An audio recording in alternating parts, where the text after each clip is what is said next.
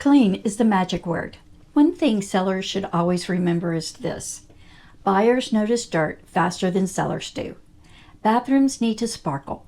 Mirrors, sink, tubs, and showers should feel clean and fresh.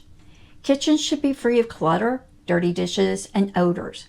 And don't forget the small details: cobwebs, dead bugs, window track, pet odors, smudged glass, dusty corners. Buyers absolutely notice these things. If the home is vacant, keeping it clean becomes even more important because empty homes collect dust quicker.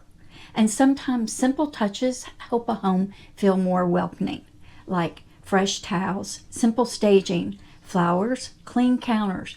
Preparing a home for the market is not always about expensive upgrades. Sometimes clean is a magic word.